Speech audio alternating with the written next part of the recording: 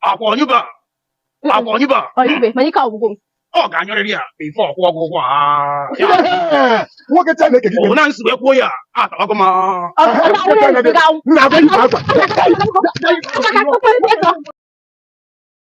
Hapụ nwara ngere anya nke ukwuu.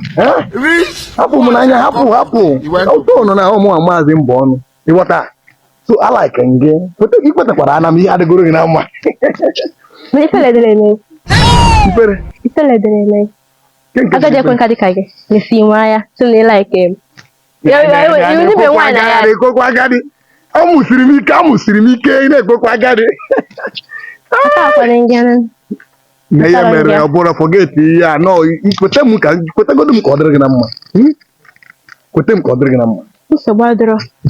Anyị ga-eme as business. A ga-eme as business. Anyị ga-eme business ya. Kedu ihe mezini? So ego na ka ị ga-enye m. Ai baba. Ọ business no. Ma touch mbọ ya butere ego. Okay. Ego na ka ị chọọ ka nye gị ego na ka ị chọọ ka nye gị. Ka ọ 50k. 50k nga money 50k. Kedu nke bụ 50k? For hook up 50k. Okay, for hook up 50k.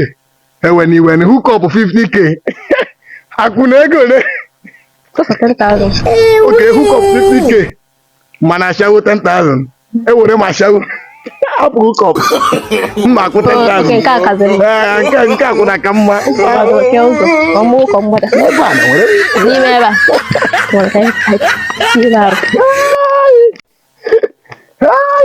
Ebe nwoke anya adịghị. Ebe a na. Ebe ole? Ebe a na o nwere ọzọ na-achọkwa 10k m nọ na-ete nke na. Ọkwa penyo onye kwara ana nye gị 10,000. O nwere ihe ọzọ. Dọka anyị megom. Ọ ga anyị megom ka ya wee dọ mmege ndị megom na ka ya amụbe m na ezi onye ga-aga anyụbe m na. Anyụbe m. Anyị ya asego. Anyị megom ka ya wee dọ mmege ndị megom. Ihe na-eme unu a. Ebe ka nwoke China ebe a na.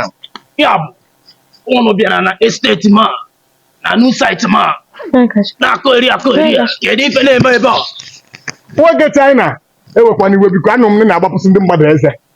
Ewela iwe. Ịma emegokwana m okenye. Ịgba m karate mma dakwa ebe a nwụrụ. Emego m okenye agbana nkarate. Kedu ife na-esoro unu abụọ ebe a? Anụkwala m onwe m. I dey my day. M na-akwụrụ onwe m ebe nnọọ m na-ejere onwe m. Agadi ekwe nke a na amakwa m ebe o si wee pụta. Wee sị na hukọp ya karịa mma. Nsa nọ 50k. Ọ sị mbọ na-ashawo 10,000 naira. Nsi na-enye n'ime ego m ọjụ.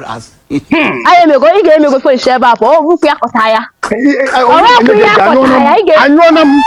How many hours? Nke Igbo ake how many hours? 3 hours. Ka m n'olu ya. Mụ na ya kwuru okwu ọlụ. Ọ sị na mụnwa na ashawo bụ 10,000 naira hook up 50,000 nsị na mama m ihe hook up. Ka m were ashawo anyị wee bata ebe a. Ibe ọgwụ amụ na ọpa enye 10,000 naira na ọ bụkwa na m gwara na ma nye ya 10,000 naira. Nsị anyị onye 10,000 naira ọsị m anyị bịa ebe a na-alụ ọlụ.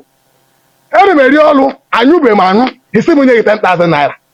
Họrọ onye gị 10,000 naira. Ọ bụ onye nkịta akpa agwa.